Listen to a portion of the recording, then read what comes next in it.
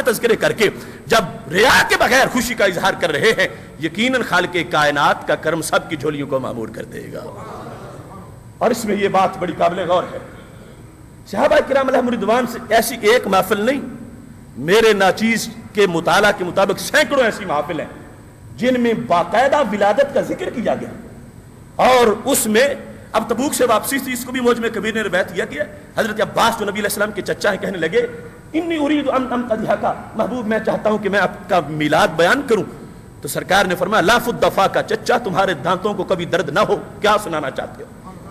تو نبی علیہ السلام کا نور جب جنت میں تھا اس وقت سے لے کر سید آمنہ رضی اللہ تعالی عنہا کی گود میں آنے تک جتنے مناظر تھے سارے کے سارے حضرت عباس رضی اللہ تعالی عنہ نے نبی علیہ السلام کے سامنے کھڑے ہو کے بیان کر دی۔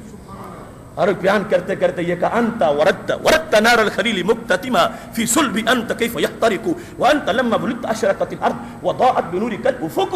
محبوب چلتے چلتے جب نور تمہارا حضرت ابراہیم علیہ السلام کی پشت میں داخل ہوا تو کیا تھا؟ فرمایا ظاہر میں آگ میں وہ داخل ہوئے تھے، نمرود کی آگ میں، پردے میں آپ داخل تھے۔ فرمایا لوگ حیران ہیں کہ آگ جلا تمہیں کیوں نہ سکی؟ کہتے ہیں جس کی پشت میں اتنا پیارا نور ہو آگ اس کا بگاڑ کیا سکتی ہے؟ فی صلبہ انت، ان کی پشت میں محبوب تمہارا نور تھا، کیف یحترق، تو وہ جل کیسے سکتے تھے؟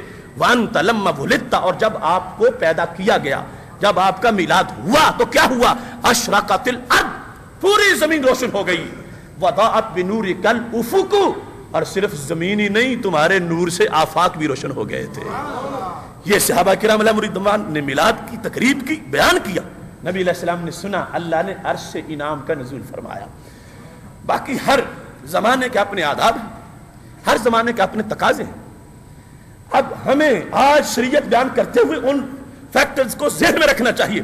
ایک وقت تھا کہ حضرت عمر بن خطاب رضی اللہ تعالیٰ عنہ فرما رہے تھے جس نے 2 منزلہ پکی مسجد بنائی عمر اس کو کوڑے مارے گا، تو پھر 2 منزلہ چھوڑ کے 5 منزلہ بھی بنی اور پکی چھوڑ کے سنگ مرمر سب کچھ لگا، لیکن کسی نے یہ نہیں کہا کہ یہ کیوں بنی۔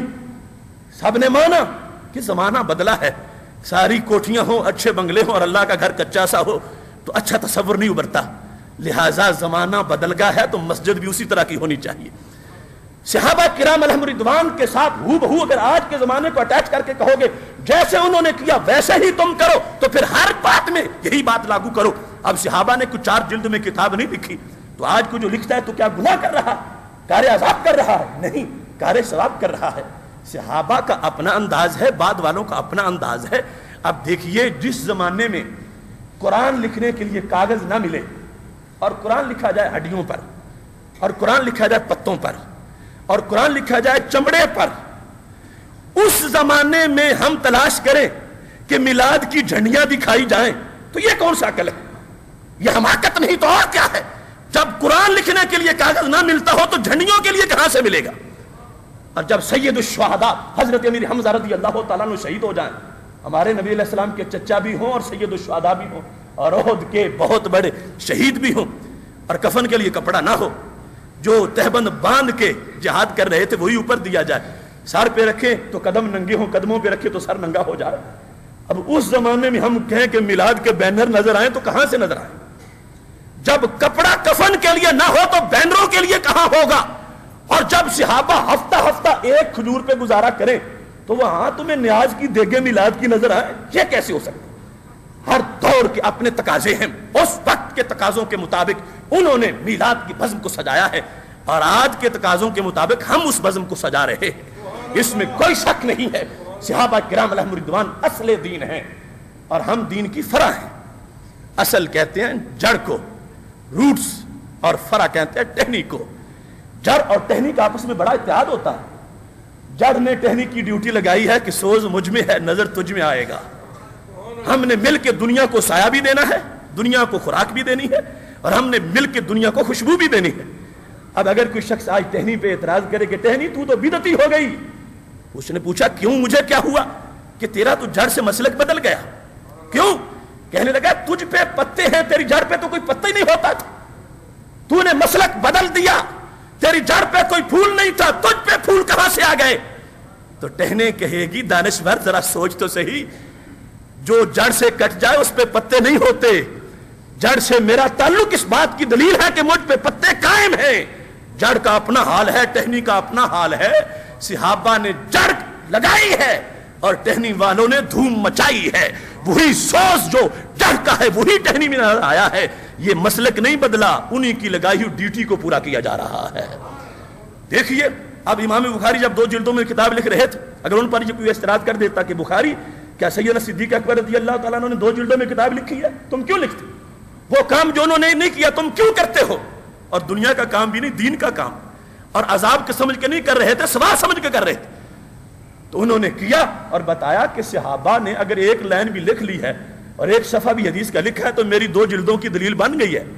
کیوں؟ وہ کتاب کے محتاج ہی نہیں تھے.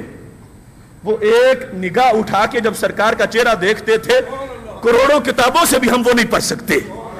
ان کے دل علم کے صندوق تھے, انہیں کتاب کی حاجت کیا تھی؟ یہ نہیں ہے کہ جو امام بخاری نے کیا وہ صدیق اکبر کر نہیں سکتے تھے, نہیں, اس وقت کی حالات اور تھے, ضرورت نہیں تھی. جب ضرورت پڑی ہے تو انہوں نے کر کو دکھایا ہے. میرے بھائیوں, جس زمانے میں صحابہ آنکھوں سے نبی علیہ السلام کو دیکھ رہے ہوں, اگر علیحدہ جلسے نہ بھی کیا جائے تو گزارا ہو جاتا ہے. اور آج جب ہمیں نظر نہیں آتے, کم از کم یاد میں بیٹھ تو جائے تاکہ کچھ نہ کچھ تو بدل پورا ہو جائے. ہم نے دیکھ کے کلمہ نہیں پڑھا, ہم نے سن کے پڑھا ہے. صحابہ کا اللہ کے بارے میں ایمان بالغیب ہے اور نبی علیہ السلام کو دیکھ کے انہوں نے مانا ہے. اور بعد والوں, تمہاری عظمت پہ قربان جاؤں, تم نے اللہ کو بھی بغیر دیکھے مان لیا, اللہ تعالیٰ کے نبی علیہ السلام کو بغیر دیکھے مان لیا. اور خود طبرانی میں سرکار نے فخر کیا صحابہ کے سامنے, اگرچہ ہم کروڑ سال بھی بندگی کرتے رہے صحابہ کے ایک لمحے تک نہیں پہنچ سکتے. فرمایا میرے صحابہ, مجھے بعد والوں کے ایمان پر بڑا تعجب ہے. پوچھا کس لیے؟ فرمایا ان کے سامنے مجھ پر قرآن نہیں اترے گا, تمہارے سامنے تو مجھ پہ اترتا ہے. کتنے وہ عاشق ہوں گے, کتنے ماننے والے ہوں گے, جب قرآن ان کے پاس جائے گا تو یہ نہیں کہیں گے کہ اب اترے تو پھر مانتے ہیں. فرمایا قرآن جلد ہو کے جائے گا, وہ سینے سے لگا لیں گے. یہ تو ڈگری ہماری ہے نا, ہم نہ ولی ہیں, نہ غوث ہیں, نہ کتب ہیں, کچھ بھی نہیں, لیکن بعد والے تو ہیں. ہم نے بغیر دیکھے مانا ہے, تو اس کا تقاضا ہے کہ ہم بیٹھ کے تصور تو ان کا کریں, یاد تو کریں. تو یہ بزم میلاد اس لیے ہے کہ رسول اکرم نور مجسم شفیع معظم صلی اللہ علیہ وسلم صحابہ تو آنکھوں سے دیکھ رہے تھے, ہم تصور سنیں گے, جمال کی باتیں سنیں گے, کمال کی باتیں سنیں گے, سیرت سنیں گے, ان کی آداب سنیں گے, تو اس سے ایک تصور نکھرے گا اور ہمارے لیے یہ سعادت ہوگی کہ ہم مان رہے ہیں. ہم یہ نہیں تقاضا کرتے کہ نظر آئیں تو پھر مانیں گے, ہم نے مان پہلے لیا ہے, مگر اس کی یہ تقاضا کرتا ہے اللہ مجھ سے بیٹے بھی لے لے مگر ایک بار محبوب کا دیدار کرا دے. مشکات میں باجی یہ سرکار نے علامت بیان کی, فرمایا ان من اشد امتی لی حب الناس یکونون بعدی یود احدهم لو رآنی باہلہ ومالہ. فرمایا میرے شدید محب وہ پیدا ہوں گے, ان میں سے ہر ایک چاہے گا اللہ مجھ سے میرے بیٹے لے لے, میرا مال لے لے, مگر ایک بار مجھے اپنے آقا کا میرے آقا کا دیدار کرا دے. تو محترم سامعین حضرات, یہ محفل میلاد کی حقانیت ہے, صداقت ہے. اور میں یہ کہتا ہوں کہ 12 ربیع الاول, day of birth the holy prophet, it is not only birthday of holy prophet, it is birthday of truth, and it is birthday of knowledge, and it is birthday of justice, and it is birthday of rule. Holy prophet entered Mosque Nabawi and saw them, they were gathering, and their conversation was about a topic. Asked them, what is your topic? The followers of Holy Prophet told, Ya Rasulullah sallallahu alayhi wa sallam, jalasna nad'u Allah wa nahmaduhu ala ma hadana li dinina wa manna alayna bika. We are telling ourselves, and it is our topic, that God has blessed us. He has sent you toward us, and your blessing and your prophethood is very great blessing for us, and we are blessed for it. Or it is not only Eid for human beings, but is Eid of all world.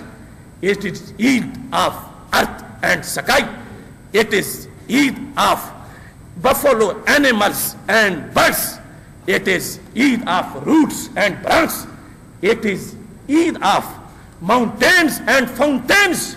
Whole world is in his ummah, and he is prophet of them. So I told them, And so I raise this point. Eid Milad is not only Eid for us, but it is Eid for whole creature.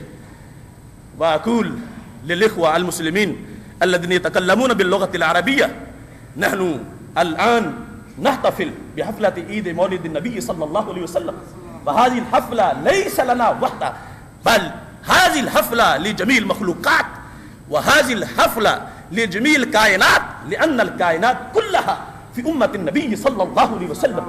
وكل هذا، كل فرد من المخلوقات يقول هو نبينا وهو رسولنا وهو يستمد من ذاته صلى الله عليه وسلم. فلهذا أقول ليس هذا العيد لنا بل لكل الكائنات، كما قال العالم العرب العالم المذهبي الداعية الكبير: هذا العيد ما العيد إلا عيد أحمد فإنه عيد الوجود بأرضه وسمائه. وآخر دعوانا أن الحمد لله رب العالمين.